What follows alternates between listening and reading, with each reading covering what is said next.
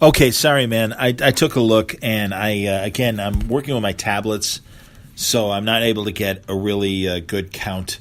I can't access the information, and I'm not going to waste any more time trying to do that. So that's going to have to wait, and then that question will be answered at a future date on Aya podcast, if you will.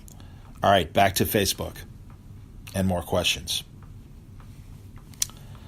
Omar Spahi of the Comic Dreamers podcast. What's my favorite moment on the show? My favorite moment on the show? Well, there are several. When I got to speak with Jerry Conway the first time and was able to talk to him about him writing The Death of Gwen Stacy, and I told him how much he blew my 9-year-old mind reading that story in reprints.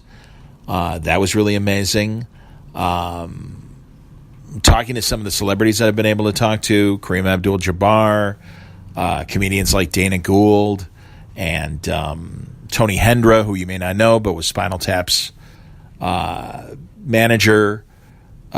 So great opportunities like that. Kelly Carlin, George Carlin's daughter, that was an incredible conversation.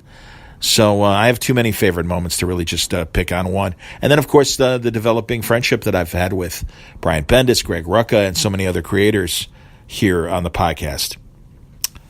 And then finally, Michael Campobasso asks, what do I think of the news of Star Trek Discovery's spin-off show? Well, as we know, there's several spin-off shows, but I'm assuming the most recent news that Michelle Yeoh, who played Captain Georgiou on the first season of Discovery and will continue in season 2, that they're going to do a spin-off show about her days as a captain preceding Discovery. I think it's a good idea because I think there's a lot of her career that is worth exploring. She is listed in Discovery as one of Starfleet's greatest captains up till that point.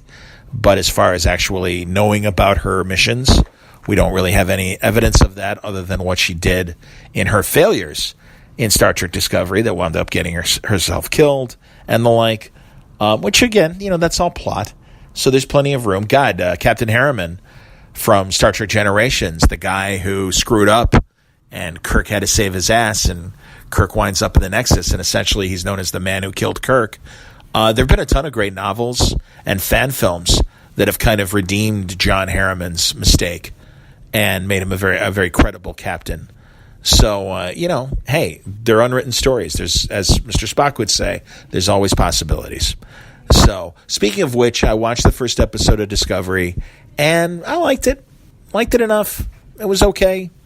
I got to be honest, I still think there are flaws to Discovery that I just kind of shrug and go, okay, that's the way you want to write it, so be it.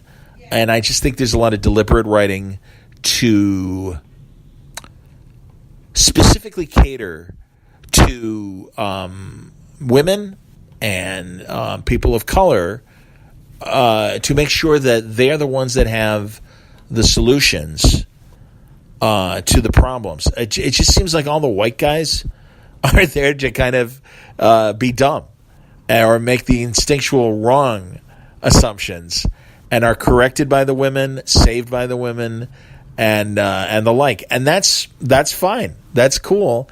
I just never noticed it be so heavy-handed when Catherine Janeway would make the right decision, or Ben Sisko would make the right decision.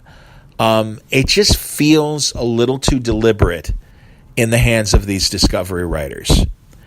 And I say that with no anger and no malice. I am a huge Christopher Pike fan, and I'm thrilled that we're getting new Christopher Pike stories to fill in more of his character beyond what we've gotten in comic books and in novels and movies and other stories beyond the cage and the menagerie. I'm intrigued by the idea of young Spock. It's too early to make a judgment call on that, but I'm looking forward to seeing what they do with young Spock and how he interacts with Michael Burnham. There is still a part of me that I feel like you got to prove to me that it's important that Burnham be not only raised by Vulcans, but specifically be Spock's sister, a character we knew nothing about and had never heard of in 50 plus years of Star Trek, and all of a sudden, oh, here's a little continuity implant. There's an adopted sister, and she's human. Okay, I'm still waiting. And again, this is one of the promises that they wanted to do as far as explaining in the second season what they couldn't do in the first season. But we'll see. I'm watching. I'm glad there's new Star Trek out there. From an action standpoint, from a visual standpoint, it's still incredibly impressive.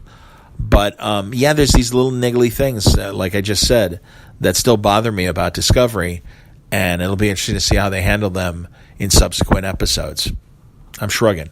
And we'll see what happens with this Michelle Yeoh series. Why not? Very excited about the Picard series. The more I hear about it, it sounds great. The animated series by the guy who is a Rick and Morty writer sounds terrific. By the way, meanwhile, the Orville keeps chugging along.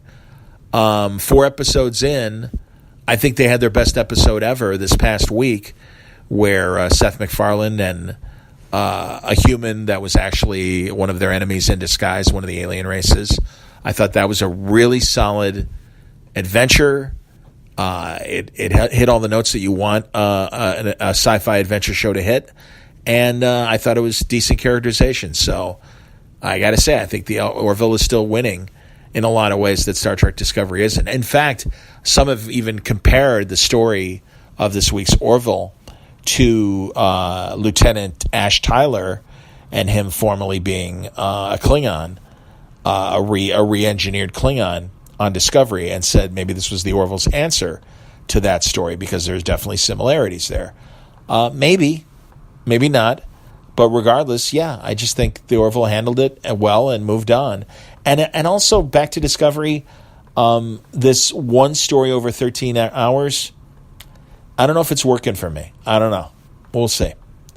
But I kind of think it's like, can you bust it up a little bit? The short treks were a lot of fun. And we got four different stories out of those. And right now, we're on this one really big story.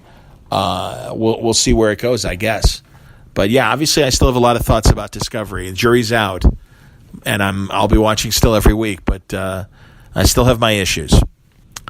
So there you go, everybody. I hope you enjoyed today's Q&A.